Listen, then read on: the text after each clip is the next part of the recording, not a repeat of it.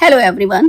Today we are going to start class 12's Flamingo book of English language, the last lesson, chapter 1.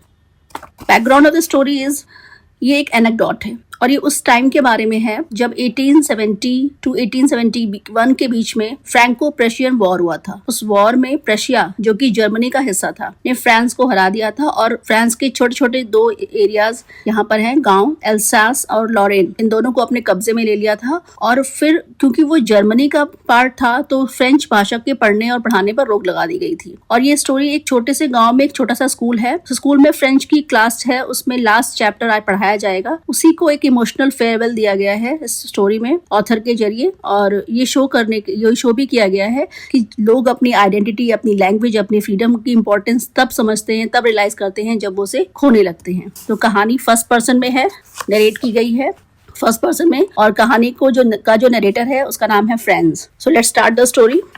मैं story English में पढ़ूंगी भी और उसके बाद उसको एक्सप्लेन भी करूंगी, तो प्लीज आप ध्यान से सुनिएगा। I started for school very late that morning and was in great dread of a scolding, especially because M. Hamel had said that he would question us on participles, and I did not know the first word about them. For a moment I thought of running away and spending the time out of doors. It was so warm, so bright, the birds were chirping at the edge of the woods, and in the open field back of the sawmill the Prussian soldiers were drilling. It was all much more tempting than the rule for participles, but I had the strength to resist and hurried off to school. कहानी में narrator जो first person में narrate कर रहा है अपनी बात को, वो कह रहा है कि मुझे स्कूल पहुंचने में देर हो रही थी और मुझे डांट खाने का भी डर था, स्पेशली क्योंकि आज मिस्टर जो एम हैमल थे, उसके जो टीचर थे, उन्होंने पार्टिसिपल्स के बारे में क्वेश्चन पूछने के बारे में कहा था और मुझे तो पार्टिसिपल्स का एक फर्स्ट वर्ड भी नहीं आता था उसके बारे में। तो मुझे लगा कि शायद मैं स्कूल छोड़ दूं आज, और बाहर का मौसम इतना सुहावना है, चिड़िया चहक रही हैं, सोल्जर्स ड्रिल कर रहे हैं, मतलब सब कुछ बाहर बहुत प्लेजेंट है, इतना टेम्पटिंग है कि आराम से क्लास को छोड़ा सकता है। When I passed the town hall, their bulletin board, for the last 2 years all our bad news had come from there. The lost battles, the draft, the orders of their commanding officer, and I thought to myself without stopping, what can be the matter now? Then as I hurried by as fast as I could go, the blacksmith Walter, who was there with his apprentice reading the bulletin, called after me, "Don't go so fast, bub, you will get to your school in plenty of time." जैसे ही मैं town hall से गुजरा, school के पास town hall है, वहां से वो गुजर रहा है, तो वहां पर उसने एक बुलेटिन बोर्ड है जहाँ पे सारी खबरें वहीं पर आती हैं लोगों तक सर्कुलेट होने के लिए खबरें वहीं पर लगाई जाती हैं, जो भी गवर्नमेंट का ऑर्डर होता है, कुछ भी होता है। तो ऑथर ये कह रहा है, जो नरेटर है वो कह रहा है कि पिछले 2 सालों से मैं देख रहा हूँ कि जो भी बुरी खबरें आई हैं वो सारी खबरें इसी बुलेटिन बोर्ड से आई हैं, और आज भी वहाँ पर भीड़ लगी हुई है, पर उसको समझ में नहीं आता है और वो ये सोचते हुए कि आज क्या मैटर है आगे बढ़ने लगता है। लेकिन जैसे ही वो आगे बढ़ता है और इतनी तेज जा रहा होता है कि उसे दिखाई पड़ते हैं गाँव के कुछ लोग वहां पर जो खड़े हुए हैं, वो उसको रोकते हैं और उससे कहते हैं कि इतना तेज मत जाओ, अभी बहुत समय है स्कूल पहुंचने के लिए। और वो सब लोग उस न्यूज को सुन रहे हैं, वहां पर पढ़ रहे हैं। नरेटर को ही लगता है कि शायद ही मेरा मजाक उड़ा रहे हैं। I thought he was making fun of me and reached M Hamel's little garden all out of breath. और वो हाफते हाफते उस गार्डन पहुंचता है जहां पर एम हैमल उसकी क्लास में बैठे हुए हैं। Usually when school began there was a great bustle which could be heard out in the street, the opening and closing of desks, lessons repeated in unison, very loud with our hands on our ears to understand better, and a teacher's great ruler rapping on the table. But now it was all so still. I had counted on the commotion to get to my desk without being seen, but of course, that day everything had to be as quiet as Sunday morning. Through the window, I saw my classmates already in their places and M. Hamel walking up and down with his terrible iron ruler under his arm. I had to open the door and go in before everybody. You can imagine how blushed and how frightened I was. But nothing happened. M. Hamel saw me and said very kindly, "Go to your place quickly. Little Franz, we were beginning without you." अब जब वो अपने school की classroom में पहुंचा है तो उसको ये उम्मीद थी कि जितना शोर शराबा सुबह सुबह स्कूल पहुंचने पर होता है, सारे बच्चे आपस में मिलते हैं, बातें करते हैं, क्लास की डेस्क में जाना, क्लास में आना, बुक्स का खोलना बंद करना, मतलब जो भी नॉइज था वो गलियों में ही, स्कूल के बाहर की गली रोड पर ही सुनाई पड़ने लगता था। और वो इसी भरोसे में था कि इसी शोर शराबे के बीच में वो चुपके से क्लास में चला जाएगा और उसे कोई नोटिस भी नहीं करेगा। लेकिन आज पता नहीं ऐसा क्या था कि आज सब कुछ बहुत शांत था, इतना शांत जितना कि पीसफुल स्कूल आपका संडे मॉर्निंग में होता है, मीन्स कोई नॉइज ही नहीं है। तो यहाँ पर एम हैमल को इस पर वो भरोसा करके आ रहा होता है, लेकिन यहाँ पर बिल्कुल सन्नाटा छाया हुआ है, बिल्कुल ही साइलेंस है, तो वो बेचारा कुछ न कर सकता है। अब वो क्लास के सामने आता है, डोर खोलता है और सामने खड़ा हो जाता है, सबके सामने लेट पहुंचता है। उसको डर लगता है कि उसको सर को डांटेंगे, लेकिन ऐसा कुछ होता नहीं है। उसको शर्म भी आ रही होती है, डरा हुआ भी है, सहमा हुआ भी है, लेकिन एम हैमल जो उसके टीचर हैं उन्होंने कुछ नहीं कहा और बड़े प्यार से कहा, go to your place quickly, अपनी जगह पर जाकर बैठो लिटिल फ्रेंड्स, हम तुम्हारे बिना ही शुरू करने वाले थे पाठ। I jumped over the bench and sat down at my desk. Not till then, when I had got a little over my fright, did I see that our teacher had on his beautiful green coat, his frilled shirt, and the little black silk cap, all embroidered, that he never wore except on inspection and prize days. Besides, the whole school seemed so strange and solemn. But the thing that surprised me most was to see on the back benches that were always empty, the village people sitting quietly like ourselves. Old Hauser, with his three-cornered hat, the former mayor, the former postmaster, and several others besides. Everybody looked sad, and Hauser had bought an old primer, thumbed at the edges, and he held it open on his knees with his great spectacles lying across the pages. अब यहाँ पर author बता रहा है कि narrator बता रहा है कि जब वो अपनी सीट पर पहुंचता है जल्दी से और उसका अभी डर थोड़ा ही कम हुआ होता है, तब तक वो देखता है, उसकी नजरें पड़ती है उसके टीचर पर, वो देखता है कि वो आज बहुत ही स्पेशली तैयार होकर आए हुए हैं। तो ऐसा क्या खास है, उसके मन में आता है ये आइडिया, ये क्वेश्चन कि वो क्यों ऐसा आज तैयार होकर आए हुए हैं, क्योंकि इस तरह की ड्रेस तो वो सिर्फ इंस्पेक्शन या स्पेशल डेज में ही पहनते हैं। फिर उससे भी ज्यादा सरप्राइज करना चाहिए उसके लिए थी जब वो देखता है कि क्लास में पीछे की तरफ वो जो बैक बेंचेस पड़ी होती थी, जो खाली होती थी अक्सर, क्योंकि स्टूडेंट्स आते ही नहीं थे, तो आज वो पूरी की पूरी फुल हैं। क्यों? क्योंकि वहां पर आज बहुत सारे गांव के लोग बैठे हुए हैं पढ़ने के लिए, वो फ्रेंच सीखने के लिए आते, उनको आना चाहिए था और वो आज आए हुए हैं। और उसमें अलग अलग तरह के लोग उसमें दिखाता है, बताता है कि पोस्ट मास्टर भी है और फॉर्मर किसान भी हैं और भी बहुत सारे लोग हैं और वो सब के सब वहां पर बैठे हुए हैं। तो ये एक्चुअली आपकी जो स्टोरी है उस स्टोरी में दिखा रहा है कि ना केवल स्टूडेंट, ना केवल टीचर, बल्कि द इंटायर कम्युनिटी, जो पूरा का पूरा समाज है उनका, जो फ्रेंच सीखते हैं और जिनकी लैंग्वेज फ्रेंच है, जो फ्रेंच लोग हैं, वो सब के सब एक्चुअली एक इस फेयरवेल उसमें आए हुए हैं। और उनका आना इस बात का इशारा करता है कि वो सब अपनी लैंग्वेज की वैल्यू करते हैं और अब उसको मिस करने जा रहे हैं। ठीक है, तो स्टोरी में इनका मेंशन इसीलिए किया गया है। While I was wondering about it all, M. Hamel mounted his chair and in the same grave and gentle tone which he had used to me said, जब मैं सब कुछ वॉन्डर कर रहा, देख रहा था, समझ रहा था, तभी जो है एम हैमल जो मेरे टीचर थे वो चेयर पर बैठते हैं और अपनी सेम धीर गंभीर आवाज में वो बोलते हैं जो कि उन्होंने मुझसे भी बात की थी, जिस आवाज में उसी टोन में वो बोलते हैं, my children, this is the last lesson I shell give you. मेरे बच्चों, ये लास्ट लेसन है जो मैं तुम्हें आज पढ़ाऊंगा। The order has come from Berlin to teach only German in the schools of Alsace and Lorraine. Berlin से ऑर्डर आज गया है कि स्कूल्स में अब सिर्फ जर्मन पढ़ाई जाएगी। कौन से स्कूल्स में? एल्सेस और लॉरेन, जो कि फ्रांस का हिस्सा थे, अब जर्मनी का कब्जा है उनके ऊपर। The new master comes tomorrow, this is your last French lesson, I want you to be very attentive. German पढ़ाने के जो टीचर हैं वो कल आएंगे और आज का ये जो लेसन है ये लास्ट फ्रेंच लेसन होगा और मैं चाहता हूँ कि आप बहुत अटेंटिव, बहुत ध्यान से इसको, मेरे ऊपर तो जैसे कोई बिजली गिर पड़ी। ओह, the riches, that was what they had put up at the town hall. अच्छा, वो याद करता है उन पुअर पीपल को जो वहां पर टाउन हॉल के सामने बुलेटिन बोर्ड पर न्यूज को पढ़ रहे थे कि अच्छा ये वहां पर खबर थी जो लोग वहां पर ध्यान से पढ़ रहे थे। My last French lesson, why I hardly knew how to right.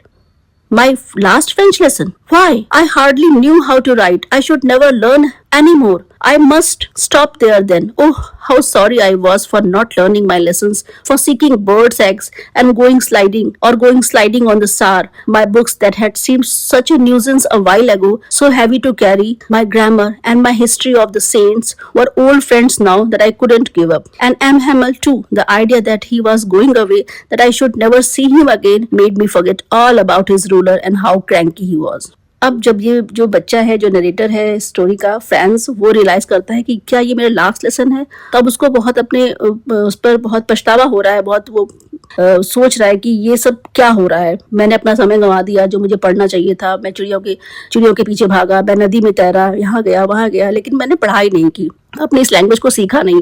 ये मेरी लैंग्वेज है, इसको मुझे लिखना और पढ़ना दोनों ही नहीं आ रहा है। और जो मेरी बुक्स हैं जिनको मैं बहुत बोझ समझता था, उनको पढ़ना खोलना, ठीक है, जो बच्चे नहीं पढ़ते हैं उनके लिए बुक्स वगैरह बोझ ही ऐसी रहती हैं, अगर आप पढ़ेंगे तो आपके बेस्ट फ्रेंड्स हैं। तो यहाँ पर भी उसको वो जो बुक्स उसकी बोझ लगती थी आज उसको बड़े ही प्यारे दोस्त की तरह लग रही हैं और वो नहीं चाहता उनसे अलग होना। ठीक है, तो और उसका जो टीचर है वो भी उसको आज अच्छा लग रहा है, उसको लग रहा है कि मेरा टीचर अब ये मुझे नहीं मिलेंगे जो अब तक मुझे पढ़ाने पढ़ाते थे और अब उसको हर चीज की वैल्यू पता चल रही है। फिर वो सोचता है उनके बारे में, poor man, it was in honour of this class lesson that he had put on his fine Sunday clothes, and now I understood why the old men of the village were sitting there in the back of the room. It was because they were sorry too that they had not gone to school more. It was their way of thanking our master for his 40 years of faithful service and of showing their respect for the country that was theirs no more. अच्छा, तो बेचारे हमारे teacher ने आज ये dress, special dress इसीलिए पहनी थी इस लास्ट लेसन के ऑनर में। और अब मुझे समझ में आया कि गांव के ये लोग क्यों यहाँ पर आकर बैठे हैं। इनका अपने तरीके से इनका धन्यवाद देने का तरीका था उस टीचर को जिसने 40 साल अपनी सर्विस स्कूल को दी है। तो ये न केवल उनको बल्कि अपनी कंट्री को रिस्पेक्ट दिखाने का उनका एक तरीका था, जो कि अब उनकी नहीं रह जाएगी। अब उस पर जर्मनी का शासन होगा। While I was thinking of all this, I heard my name called. It was my turn to recite. What would I not have given to be able to say that dreadful rule for the participle all through, very loud and clear and without one mistake? But I got mixed up on the first words and stood there, holding on to my desk, my heart beating and not daring to look up. जब मैं ये सब सोच रहा था, मैंने अपना नाम सुना। ओह, अब ये मेरी बारी थी पढ़ने की, बताने की। और अगर मैं इन सब चीजों का सही आंसर न दे पाया तो एकदम साफ साफ आवाज में, अब क्योंकि नेटर ने तब पढ़ाई नहीं की थी, उसे पढ़ना चाहिए था। और आज जब वो रियलाइज कर रहा था, सब उसके हाथों से निकला चला जा रहा था रेत की तरह, तब उसको लग रहा था कि काश मैं आज एकदम अच्छे से आंसर करता, जो भी मुझसे पूछा जाता, जो भी मुझे पढ़ना होता, बोलना होता, वो काश मैं अच्छे से कर पाता, बिना किसी गलती के, बिना एक गलती के। तो ये मेरी सच्ची ग्रेटफुलनेस होती इस टीचर के प्रति। But I got mixed up. लेकिन अब वो जब खड़ा होता है तो वो कुछ भी आंसर नहीं दे पाता है और डेस्क पे हाथ को पकड़े हुए खड़ा रहता है। उसका दिल धड़क रहा होता है और उसके अंदर देखने की, सामने टीचर से आंख मिलाने की हिम्मत नहीं होती टीचर का सामना करने की। आई हर्ड एम हेमल से to me, I won't scold you little friends, you must feel bad enough, see how it is, every day we have said to ourselves, I have plenty of time, I learn it tomorrow, and now you see where we have come out. That's the great trouble with Elsie's. She puts off learning till tomorrow. Now those fellows out there will have the right to say to you, how is it you pretend to be a Frenchman and yet you can neither speak nor write your own language? But you are not the worst, poor little friends. We have all a great deal to reproach ourselves with. अब जब वो answer नहीं दे पाता narrator, little friends जो है, बच्चा है, लड़का है, तो एम हेमल उससे कहते हैं, मैं तुम्हें डांटूंगा नहीं छोटे फ्रेंड्स, तुम्हें बुरा लग रहा होगा। और देखो ये ऐसा ही है, हम हर दिन अपने आप से कहते हैं बहुत समय है, कल कर लेंगे, कल कर लेंगे, और अब देखिए कि कहाँ पहुंच चुके हैं हम। ये जो प्रॉब्लम आ रही है, ये इसीलिए आ रही है कि हमारी मदर, यहाँ पर ऑथर ने, नरेटर ने शी बोला है, शी से करके एड्रेस किया है अपनी लैंड को। ये वैसा ही है जैसे हम अपनी मदरलैंड को, अपनी कंट्री को मदरलैंड की तरह समझते हैं। तो यहाँ पर भी पैट्रियोटिज्म दिखाने के लिए शी का यूज़ किया गया है, पर्सोनिफाई किया गया है। ठीक है, अपनी लैंड एल्सेस को, जो फ्रांस का पार्ट है, तो उसके लिए यहाँ पे दिखाने के लिए यहाँ पे यूज किया गया है। एंड अब ये कह रहा है कि जब बाहरी लोग हमारी कंट्री के ऊपर राज करेंगे और हमसे पूछेंगे तो तुम कैसे जस्टिफाई करोगे? और वो क्या पूछेंगे कि आप कहते हैं कि आप फ्रेंच हैं और अपनी ही लैंग्वेज को ना आप लिख पा रहे हैं ना बोल पा रहे हैं। लेकिन फ्रेंड्स, तुम इतने बुरे नहीं हो, और भी हैं। हम सब के अंदर अपनी लैंग्वेज को हमने सब ने लैंग्वेज को इतना सीरियसली नहीं लिया है, जबकि लैंग्वेज जो है हमारी, किसी भी कंट्री की लैंग्वेज जो होती है वो लैंग्वेज उनकी आइडेंटिटी होती है। तो अगर नहीं लिया गया है तो प्रॉब्लम सभी के साथ होनी है। Your parents were not anxious enough to have you learn. They preferred to put you to work on a farm or at the mills so as to have a little more money. And I have been to blame also. Have I not often sent you to water my flowers instead of learning your lessons? And when I wanted to go fishing, did I not just give you a holiday? आप अकेले नहीं हो friends जिसके जिम्मेदार हो। You are not the only one to blame. आपके parents means जो बच्चे आते हैं क्लास में पढ़ने, उन सब के पेरेंट्स, सबको ये लगता है कि चलो थोड़ा काम खेतों में कर लें या फैक्ट्री में चले जाएं, मिल में काम कर लें, थोड़ा और पैसा बना लें, तो पढ़ाई को इम्पोर्टेंस नहीं दिया गया। और मुझको भी इस दोष का अर्पण मुझ पर भी होना चाहिए, क्योंकि मैंने भी कभी कभी आपको अपने पेड़ पौधों में पानी डालने के लिए भेजा, और जब मुझे फिशिंग करने जाना होता था तो मैं आप लोगों को आराम से छुट्टी दे दिया करता था। तो क्या मैं भी कसूरवार नहीं हूँ? मैं भी हूँ। Then from one thing to another, M. Hamel went on to talk of the French language, saying that it was the most beautiful language in the world. फिर एक एक करके एम हेमल, हमारे जो टीचर थे, उन्होंने फ्रेंच लैंग्वेज के बारे में बताया और कहा कि ये दुनिया की सबसे खूबसूरत और सबसे ज्यादा स्पष्ट, सबसे ज्यादा तार्किक लैंग्वेज है। that we must guard it among us and never forget it, because when a people are enslaved, as long as they hold fast to their language, it is as if they had the key to their prison. और वो भाषा को इतना importance देते हैं, वो कहते हैं, एम हेमल कहते हैं कि जब भी कोई कंट्री जो दास बनती है तो उसको अपनी दासता से फ्रीडम मिलने के लिए, जो इंस्लेव होती है उसको अपनी लिबर्टी के लिए, अगर लिबर्टी के लिए लड़ना है तो उसकी अपनी लैंग्वेज उसकी उस जेल का की होती है, उस जेल से बाहर निकलने का जरिया बन सकती है उसकी अपनी language. Then he open a grammar and read us our lesson. फिर वो अपनी ग्रामर की बुक खोलते हैं और उसको हमारे लिए एक चैप्टर पढ़ते हैं, लेसन पढ़ते हैं. I was amazed to see how well I understood it. और जो नरेटर है स्टोरी का, जो बच्चा है फ्रांस, वो कहता है कि मैं ये देखकर हैरान था कि मैं सब कुछ कितने अच्छे से समझ रहा था आज.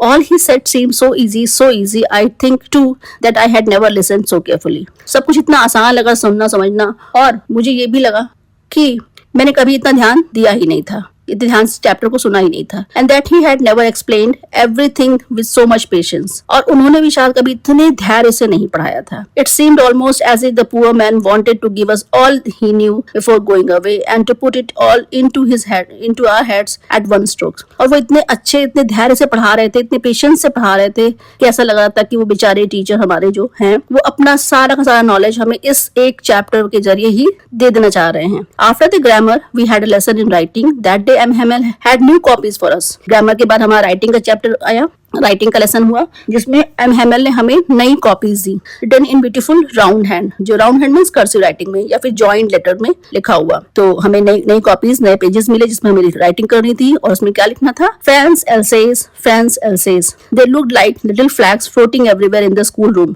hung from the rod at the top of our desk. You ought to have seen how everyone set to work and how quiet it was. The only sound was the scratching of the pens over the paper. Once some beetles flew in, but nobody paid any attention to them. Not even the littlest one was, who worked right on tracing their fish hooks as if that was French too.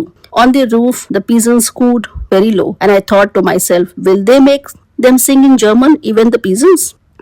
तो अब यहाँ पर जो writing का काम इनको दिया गया था, वो राइटिंग में इनको लिखना था फ्रांस एल्सेस, फ्रांस एल्सेस. ठीक है, कर्सिव राइटिंग की लाइंस आपने भी लिखी होंगी अपने बचपन में. तो यहाँ पर भी इनको वो मिलता है लिखने के लिए. और ऐसा लगता है जब वो कॉपीज जिनमें फ्रेंच राइटिंग लिखी हुई है, बार बार फ्रांस एल्सेस, फ्रांस एल्सेस लिखा हुआ है, तो उसको देखकर ऐसा लग रहा है कि पूरा का पूरा जो है रूम इन झंडों से, ठीक है, पैट्रियोटिज्म दिखाने के लिए बताया गया यहाँ पर, उन झंडों से पूरा का पूरा क्लासरूम भरा हुआ है. और हर कोई अपने काम करने में जुटा हुआ है. पूरा क्लासरूम एकदम साइलेंट है. और सिर्फ जो एक आवाज आ रही है, वो आवाज सिर्फ और सिर्फ पेन के पेपर पर स्क्रैच होने की आ रही है. लिखने पर जो साउंड आती है बस वो साउंड सुनाई पड़ रही है. ठीक है. और छोटे छोटे बच्चे भी अपनी जो राइटिंग टेढ़ी-मेढ़ी बना रहे हैं फिश हुक जैसी, उसको भी वो सोच रहे हैं कि ये फ्रेंच है, क्योंकि सबके अंदर इतना डेडिकेशन है. आज सबके अंदर अपनी लैंग्वेज के प्रति इंपॉर्टेंस, जो फीलिंग्स हैं वो आज उभर कर सामने आ रही हैं. On the roof the pigeons could very low. और रूफ पर on the roof the pigeons could very low. और क्लास की छत पर जो कबूतर बैठे हुए थे वो भी धीमे धीमे अपनी आवाज निकाल रहे थे. और मेरे मन में ये ख्याल आ रहा था कि क्या जर्मन के लोग इनको जर्मन लैंग्वेज में बोलने के लिए कहेंगे. Whenever I looked up from my writing, I saw M. Hamel sitting motionless in his chair and gazing first at one thing, then at another, as if he wanted to fix in his mind just how everything looked in that little schoolroom. Fancy. For 40 years he had been there in the same place with his garden outside the window and his class in front of him. Just like that. Only the desk and benches had been worn smooth, the walnut trees in the garden were taller, and the hop vine that he had planted himself twined about the windows to the roof. How it must have broken his heart to leave it all, poor man, to hear his sister moving about in the room above, packing their trunks, for they must leave the country next day. और लिखते लिखते जब भी मैं ऊपर मैं देखता कि एम हैमल बिल्कुल मोशनलेस, एकदम स्थिर होकर बैठे हुए हैं अपनी चेयर में और एक के बाद दूसरी चीज को ध्यान से देख रहे हैं. ऐसा लग रहा था जैसे वो अपने दिमाग में सारी पिक्चर्स को एकदम फिक्स कर लेना चाह रहे हो कि क्लासरूम में या क्लास के अराउंड जो भी चीजें थी वो कैसे दिखती थी आगे के टाइम के लिए. For 40 years he had been there, क्योंकि वो पिछले 40 सालों से इसी सेम जगह पर थे. सामने उनका गार्डन था और उनका क्लासरूम. और डेस्क और बेंच ज्यादा कुछ बदला नहीं था, सब कुछ वैसा ही था, बस डेस्क और बेंच घिस कर और ज्यादा स्मूथ चिकनी हो चुकी थी. वॉलनट का ट्री जो था, अखरोट का ट्री उनके गार्डन में लगा हुआ था, वो और बड़ा हो चुका था. हॉप वाइन एक तरह की वाइन है जो उन्होंने लगाई थी, उसने और ज्यादा ट्विस्ट होकर विंडो से रूफ तक पहुंच गई थी।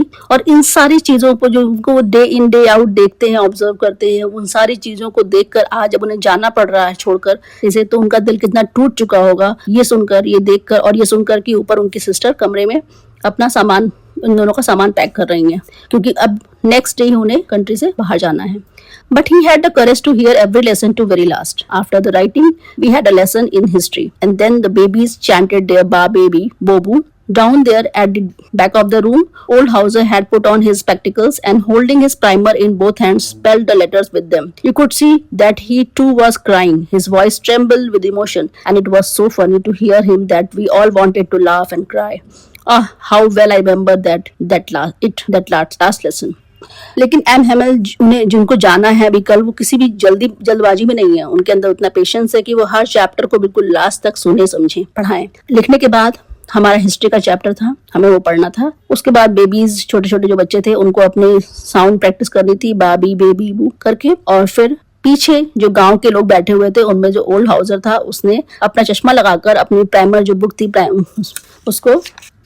उसको पढ़ने की, एलिमेंट्री जो रीडिंग बुक होती है उसको पढ़ने के लिए उसने अपने दोनों हाथों पे खोल के रखी थी और लेटर्स को स्पेल कर रहा था। और उसका जो तरीका था, वो रो भी रहा था, पढ़ भी रहा था, पढ़ना आ भी नहीं रहा था उसको। तो वो सब कुछ इतना इमोशनल था कि देखकर हंसी भी आ रही थी और हम साथ ही साथ रोना भी चाह रहे थे। और ये लास्ट लेसन मुझे कितने अच्छे से याद है, मुझे मतलब ये बहुत ही ज्यादा इमोशनल है।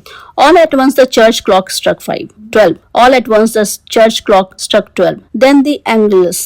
At the same moment, the trumpets of the Prussians returning from drill sounded under our windows. M. Hamel stood up very pale in his chair. I never saw him look so tall. अचानक 12 बजता है और घड़ी का घंटा, जो church का घंटा है, वो बजता है। उसके बाद कैथोलिक प्रेयर होती है, एंजेलस, और उसी समय पे ट्रम्पेट्स बजने लगती हैं। प्रुशियन जो ड्रिल कर रहे थे मॉर्निंग में, जब ऑथर आ रहा था, जब नरेटर आ रहा था स्कूल की तरफ, तो प्रुशियंस की ड्रिलिंग हो रही थी, सोल्जर्स की ड्रिल हो रही थी। उसी समय ये सारी चीजें साउंड एक साथ होने लगती हैं और पैट्रियोटिक फीलिंग को जगाने के लिए यहाँ पर इन चीजों का मेंशन किया गया है। ठीक है। M Hamel stood up. M Hamel खड़े होते हैं, वेरी पेल, बहुत ज्यादा मुरझाए हुए बेचारे अपने चेयर में। और मैंने उनको इतना टॉल यहाँ लिखने का मतलब है कि इतना महान उनका अब कद हो चुका था और इस नरेटर की नजरों में कि वो उनको इस तरीके से देख रहा था, मैग्नानिमस बिल्कुल। My friends said he, I but something choked him, he could not go on. मेरे दोस्तों, उसने कुछ कहना चाहा लेकिन वो आगे कह नहीं पाए, एम हेमल जी। क्यों? क्योंकि उनका गला रुंध गया। Then he turned to the blackboard, took a piece of chalk and bearing on with all his might, he wrote as large as he could. फिर वो ब्लैकबोर्ड की तरफ टर्न होते हैं, चौक का एक टुकड़ा लेते हैं और एक बहुत भारी बोझ की तरह अपनी पूरी शक्ति लगाकर जितना बड़ा बड़ा वो लिख सकते हैं वो बोर्ड पर लिखते हैं। और क्या लिखते हैं? Vive la France, long live France, अमर रहे फ्रांस, अमर रहे। Then he stopped and leaned his head against the wall and without a word he made a gesture to us with his hand, school is dismissed, you may go. उसके बाद वो कुछ कह नहीं पाए, वो दीवार की तरफ, बोर्ड की तरफ झुके रहे, वॉल की तरफ अगेंस्ट, और बिना कुछ कहे ही उन्होंने हाथों से एक इशारा किया सबको जाने का, क्योंकि उनका गला रुन चुका था, वो बहुत इमोशनल फील कर रहे थे। तो उन्होंने सिर्फ अपने हाथों से इशारा किया और बाकी बच्चे भी बिना किसी शोरगुल के, बिना किसी भी तरह की बदमाशी जो छुट्टी के टाइम पे, घर जाने के टाइम बच्चे क्लास में करते हैं, वो कुछ भी नहीं हुआ था। सब ने उस जेस्चर को समझा, जो जेस्चर उनके टीचर दे रहे थे कि स्कूल अब डिसमिस है, आप जा सकते हैं। तो बच्चों, ये स्टोरी आपने जो आज पढ़ी, ये एक एनेक्डोट है, हिस्टोरिकल इंसिडेंट्स है और साथ साथ उसका एक स्टोरी में भी उसको नरेट किया गया है, फर्स्ट पर्सन में नरेट किया गया है। और जो स्टोरी है ये एक्चुअली इसी बात को 2-3 थीम लेकर चलती है। पहली तो एक पेट्रियोटिक थीम है ही, साथ में लर्निंग, टीचर, स्कूल, चीजों को वैल्यू देना, उनके सही टाइम पर वैल्यू देना, ये सारी चीजें आपको इस चैप्टर में फोकस कराई गई हैं। ठीक है, तो थोड़ा सा हिस्टोरिक पोर्शन है और उसी के बेस पर आपका इमोशनल, इसमें पेट्रियोटिज्म और इमोशन सब कुछ है। तो इसको पढ़िएगा और क्वेश्चंस नेक्स्ट वीडियो में मैं आपको एक्सप्लेन करूंगी। Thank you, bye.